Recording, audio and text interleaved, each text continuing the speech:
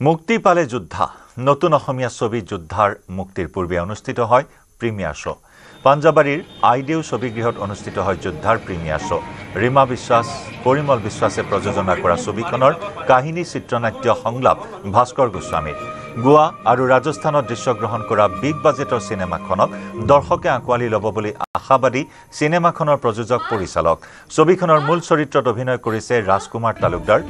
অলিস্মিতা গোস্বামীয়ে সংগীত পৰিচালনা কৰিছে জুবিন গাৰ্গে ছবিখনৰ প্ৰিমিয়াৰ শ্ব'ত উপস্থিত থাকে মন্ত্ৰী ৰঞ্জিত দাস অভিনেতা ৰবি শৰ্মাৰ লগতে ছবি জগতৰ লগত জড়িত বহু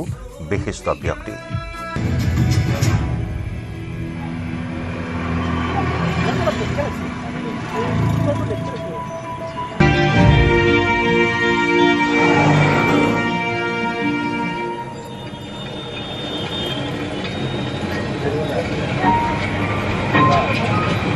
যাব পাৰিবনে পাৰিম বাবা পাৰিম আগলৈকে বহুত ডাঙৰ মানুহ বাবা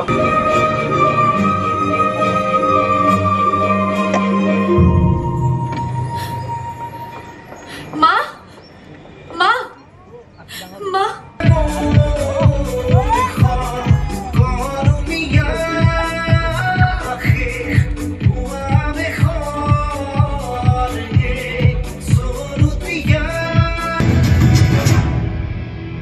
আগষ্ট অসমৰ প্ৰত্যেকটো ছবিগৃহতে ৰিলিজ হ'ব যুদ্ধ আচলতে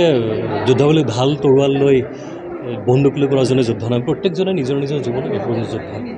আপুনি যোদ্ধা মই যোদ্ধা যিমান মানুহ আছে প্ৰত্যেকজনে যোদ্ধা একোজন গতিকে মই ভাবোঁ এইখন ছবি চবকে ৰিলেট কৰিব পাৰিব এইখন ছবি যোনে চায় ক'ৰবাত নিজক বিচাৰি পাব গতিকে খুব ভাল ছবি মই যদি ভাল বুলি কৈছে দৰ্শকে ক'ব য'ত মই এখন ছবি চালে সদায় এণ্টাৰটেইনমেণ্ট বিচাৰিছোঁ গতিকে এইখন ছবিত ৰোমেন্স আছে একশ্যন আছে কমেডি ট্ৰেজেডি গোটেইখিনি বস্তু আছে বিশ্বাস যিটো টীম ইয়াতে একত্ৰিত হৈছে এই ছবিখন তৈয়াৰ কৰোঁতে তেওঁলোকো আন প্ৰত্যেকটা টীমৰ দৰে সমান্তৰালভাৱেই কষ্ট কৰে গতিকে এই কষ্টবিলাক ফলাফল সুন্দৰ হওক এইবিলাক সাৰ্থক হওক আমাৰ চলচ্চিত্ৰ উদ্যোগটোৰ এই যাত্ৰা ঊৰ্ধ্বমুখী হওক আমাৰ অসমৰ চুকে কাণে যিমানকেইটা হল আছে টোটেল 52 মান আছে 50টামান হলত আমাৰ লাগিব 62 হয় মানে গোটেইখিনি হলেই আমাৰ দিয়াৰ কাৰণে ব্যৱস্থা কৰিছোঁ আমি গোটেইখিনি হলতে আপোনালোকে চাবলৈ পাব সকলো ৰাইজে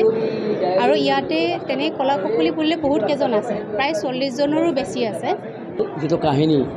এই কাহিনীটো অকল এটা চিনেমাৰ কাহিনী নহয় যোদ্ধাৰ কাহিনী এটা চ্যালেঞ্জ এটা মিছন পৰিয়ালৰ প্ৰত্যেক সদস্যই এই কাহিনীৰ মাজত নিজকে বিচাৰি পোৱাৰ প্ৰচেষ্টা অব্যাহত ৰাখি চিত্ৰনাট্য ৰচনা কৰিছিলোঁ গুৰুত্বপূৰ্ণ চৰিত্ৰত অভিনয় কৰিছোঁ কম সময়ৰ কাৰণে হ'লেও চৰিত্ৰটো গুৰুত্বপূৰ্ণ বাকী মই অভিনয় কৰাটো বাৰু পিছৰ কথা মেইন কথাটো হ'ল যে বৰ্তমান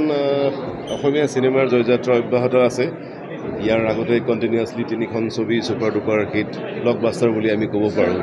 গতিকে খুব ভাল দিন আহিছে অসমীয়া ছবিৰ আৰু ইয়াৰ বাবে এই যি সফলতাৰ জোৱাৰ আনিছে তাৰ বাবে আমি ৰাইজৰ ওচৰত কৃতজ্ঞ মই যিহেতু মই নিজে এজন চিনেকৰ্মী